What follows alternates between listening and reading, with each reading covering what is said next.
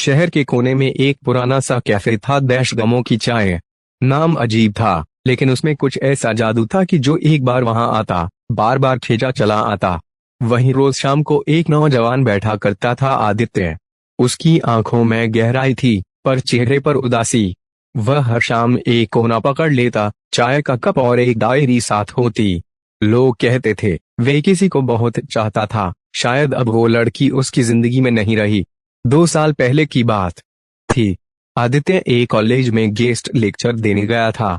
वहां उसकी मुलाकात हुई सिया से। सिया उसकी स्टूडेंट नहीं थी, बल्कि वहां किसी और वजह से आई थी, अपनी दोस्त के साथ।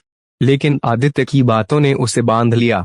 क्लास के बाद वे आगे बढ़ी और बोली, आपकी बातें दिल को छूंगी। आदित्य मुस्कुराया, कभी कभी शब्दों से ज्यादा खामोशी असर करती है। वहीं से एक रिश्ता शुरू हुआ। वो हर रोज मिलते, बात करते, बहस करते, हंसते, और धीरे धीरे वो खामोशी भी बोलने लगी। सिया जिंदा दिल थी, बेफिक्र, और आदित्य ठहरा हुआ, गंभीर। दोनों एक दूसरे के उलट थे, पर शायद यही उनकी ताकत थी। एक दिन बारिश हो रही थी। दोनों एक पेड़ के नीचे खड़े थे, भीगते हुए। सिया ने कहा, क्या तुम मुझसे प्यार करते हो? आदित्य ने उसकी आंखों में देखा, हाथ पकड़कर बोला, मैं तुम्हें अपनी हर सांस में महसूस करता हूँ। अगर ये प्यार नहीं है तो फिर कुछ भी नहीं है। उस पल जैसे सारी दुनिया थम गई। सिया की आंखों में आंसू थे, पर वो खुशी के आंसू थे। कुछ महीने सब कुछ ठीक चला, लेकिन जिंदगी की राहें हमेशा सीधी नहीं होती। सिया को एक स्कॉलरशिप मिली लंदन के लिए। 2 साल की पढ़ाई। यह मौका उसके लिए जिंदगी बदलने जैसा था। आदित्य चुप था। वह चाहता था कि सिया जाए, अपने सपने पूरे करें, लेकिन दिल कुछ और चाहता था। सिया बोली, अगर मैं चली गई तो क्या हमारा प्यार खत्म हो जाएगा? आदित्य ने जवाब दिया, अगर प्यार सच्चा हो तो फासले कुछ नहीं बिगाड़ते। तुम जाओ, और जब लौटो तो मैं यहीं मिलूंगा तुम्हारे इंतजार में। सिया चली गई। शुरू के कुछ महीने दोनों बात करते रहे, वीडियो कॉल, चिट्ठियां, मैसेज, सब कुछ। लेकिन फिर सिया धीरे धीरे दूर होती गई।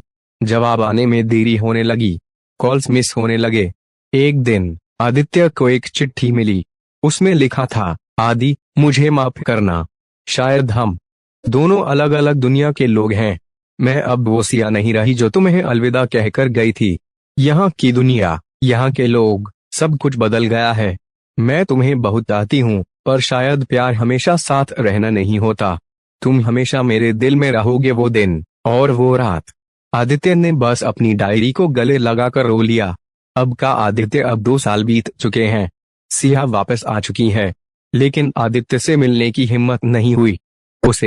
उसने कई बार कैफे के बाहर आकर झांका, लेकिन अंदर नहीं जा सकी। वो जानती थी, अंदर अब भी वही लड़का बैठा है जो उसे टूटकर चाहता था। एक शाम सिया हिम्मत करके अंदर आई।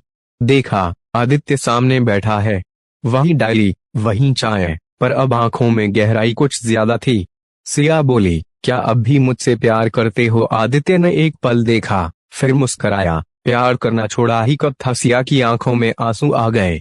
वो आगे बढ़ी, पर आदित्य ने हल्के से कहा, अब मैं तुम्हारे बिना जीना सीख गया हूँ। शायद अब तुम मेरी आदत नहीं रही। मेरी कहानी हो गई हो अधूरी, पर खूबसूरत। सिया चुपचाप निकल गई, और आदित्य फिर से उसी डायरी के पन्नों में खो गया। कुछ प्रेम कहानियां मुकम्मल नहीं होती, पर उनका हर लम्हा मुकम्मल होता है। आदित्य और सिया की कहानी भी ऐसी ही थी, जिसमें वक्त ने जुदाई दी, पर मोहब्बत अब भी सांस ले रही है। एक डायरी के पन्नों में